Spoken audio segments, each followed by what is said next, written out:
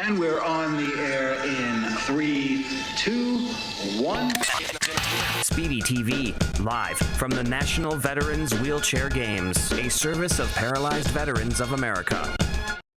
All right, let's check out another one of the exhibition events at the 33rd National Veterans Wheelchair Games in Tampa, Florida here on Speedy TV. I'm Tim Pogo. Now, we already had a look at water skiing, which was awesome. You can scroll back on the page and check that one out. But that event will likely be unique here just at the Tampa Games because, I mean, it would just be sort of impossible to implement that one everywhere. Say if the games were hosted in the good city of Tucson or something. However, this next event can be played anywhere, anytime, and as you'll see, by anyone.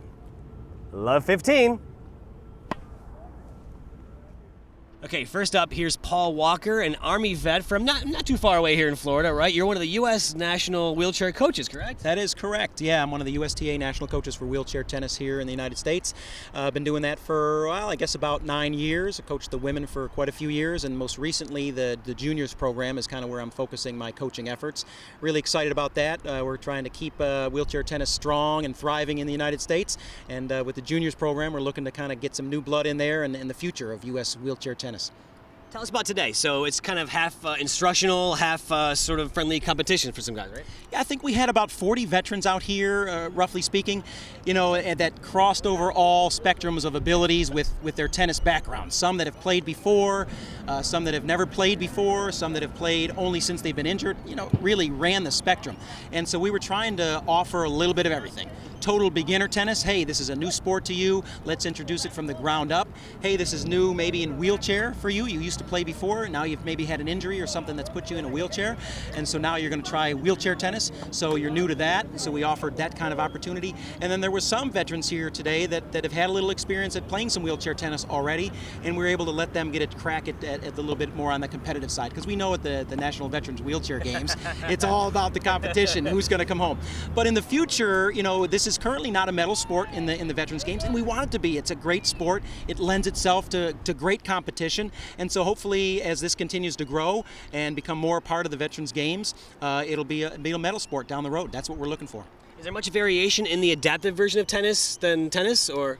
In wheelchair tennis, there's only one official rule alteration, and that is a wheelchair player is authorized to take 2 bounces if they choose to.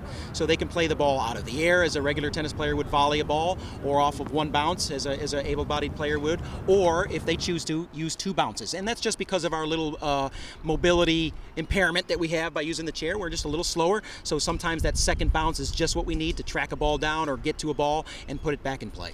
But that means you never really need to search for a partner because you can play against anybody, right? It's one of the unique things about adaptive sports. Wheelchair tennis adapts really well into the general population. You know, the majority of players that I hit with or coach or work with are not wheelchair players. They're just not, the majority of the population is not in a wheelchair. So the majority of my tennis playing is with able-bodied players, and my ability to use the 2 bounces and alterations that are integrated into the game allow me to do that. So tell us a little bit, there's actually programs around the country and probably even more so all the time, right? I know the United States Tennis Association has a military outreach, so there's a lot of work being done to try to get tennis offered around the country. Yeah, you know, that's what we refer to as our grassroots programs in the USTA. Local communities, local responsibility, taking ownership of programs and development and getting the people from the local communities to come out and be a part of those programs, and that's how our sport grows. And that's how tennis in the United States grows, locally, and then as players develop, they kind of expand their horizons a little bit and maybe branch off and start saying, hey, I want to go track down some competition elsewhere, or I just want to go experience tennis elsewhere, or when I'm traveling, I want to be able to plug in, or when I move to a new location in my life, there will be tennis waiting for me, and that's one of the great things about tennis. Excellent. I'll keep up the great work, and let's go hit some balls, all right? Pleasure. We'll do it anytime, anywhere. This is Cedric, an Air Force vet from Fort Lauderdale, who, is this the first time you picked up a tennis racket today? Well, I have picked up a tennis racket before, but that's all I did. I didn't really go into such detail instruction like I had today, which was great because this is what I really needed and what I was really looking for, so that I can get all the basics and fundamentals down so that I can progress and keep with the sport, because this was really, really essential for me. So I was so glad that I came and I did this today. When you first saw that was being offered as an exhibition this year, what did you think? You thought, that's for me. Yeah, when I saw it, I definitely was enthusiastic about doing it because I've been curious about it for so long. I just needed to get the instruction so that I can just know how to play. That was the thing that was missing, that I needed the instruction. And today here, I was able to get that, and that was really great. What sort of things did the instructors teach you guys? Well, he taught us about how to hold our racket, and also about keeping mobility on the court, so that when the ball comes to us, we can have that momentum going into be able to hit the ball, and just all the basics and fundamentals that we need to play the game. They taught us everything.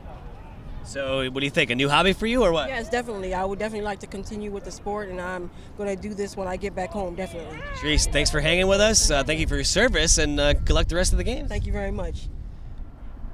On the other end of the spectrum, we've got George Norton, an Army vet from Fairhaven, Massachusetts. Talk about what it's like to be out here giving tennis a go. Oh man, it's just like being in heaven. Beautiful day, 3,000 volunteers coming to the National Veterans Wheelchair Games. Just absolutely incredible. So, yeah, just makes everybody young again, healthy. So tennis is a game you played for years, right? And have you come back to it? I did. I played it for a long time. Yep. Actually, was a New England doubles champ for quite a few years. My partner was a paraplegic. I'm an amputee and back problems, so on and so forth. And so I'm left-handed, he was right-handed, so we pretty well dominated the court for a lot of years. It was great fun. Had to kind of quit it, bringing up a family and working and all that. But now I'd love to come back. I'm seeing that more and more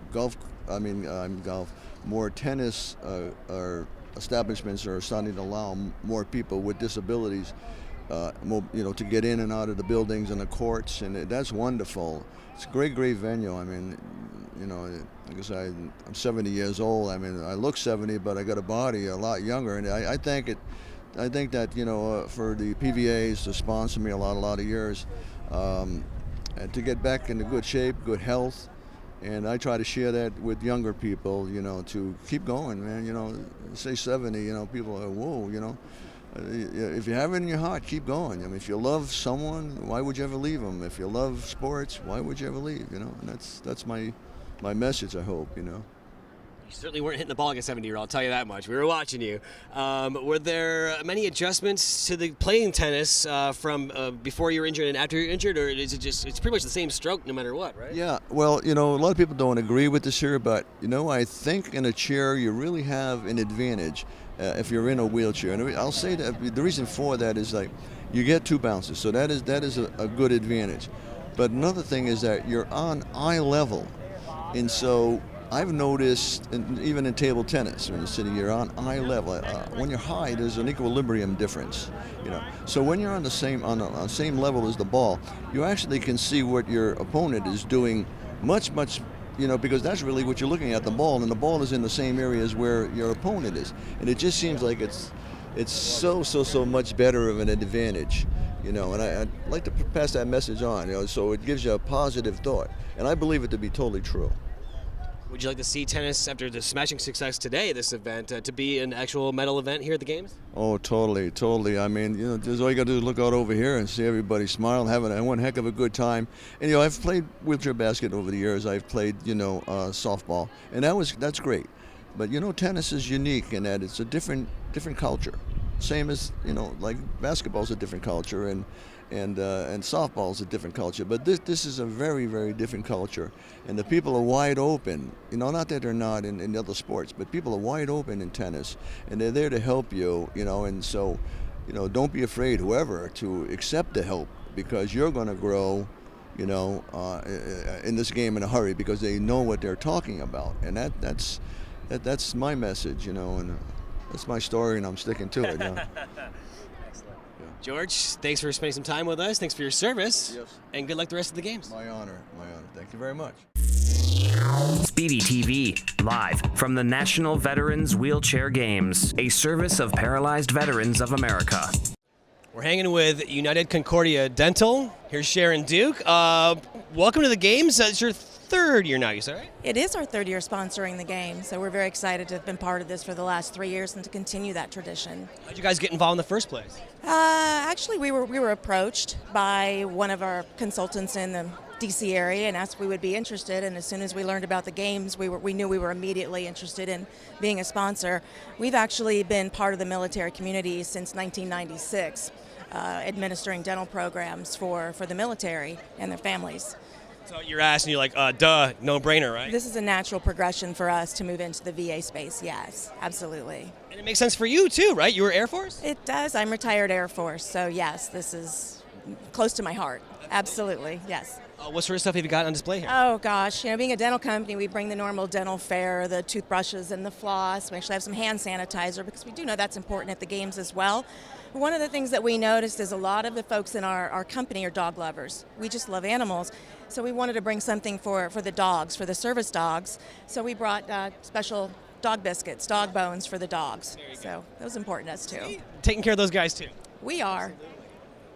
So tell us some of your involvement in what you guys do to better the lives of people who are injured and just going on daily life. Sure. Well, one of the things, we have field reps in our company, and they actually, one of their requirements is to actually visit the VA centers and take dental supplies to the veterans in those centers. So we're involved throughout the whole country with the VA. Guys, I mean, maybe you don't really think about it, but when you're injured, daily stuff like brushing your teeth and dental health is kind of a challenge. Absolutely. So being able to provide some of those little things. We provide ultrasonic toothbrushes, and that definitely makes it easier, especially when you have some ambulatory issues. So, yes. And you guys are sort of involved day to day with active duty members? Absolutely. We administer the active duty dental program for the active duty service members for civilian care, for civilian dental care when they either can't receive care within their clinic or they're remotely located. But another big piece of that is when they, especially the Guard and Reserve, when they come off of active duty, they don't really have a benefit within the military system except for they have transitional assistance. So in the transitional assistance, we administer that as well. So you get a lot of your wounded service members within that program as well, within the TAMP program. So we take care of active and the ones that are transitioning back into civilian life. Sharon, thanks so much. Thank you. It was really nice to meet you. Thanks so much. Speedy TV, live from the National Veterans Wheelchair Games, a service of Paralyzed Veterans of America.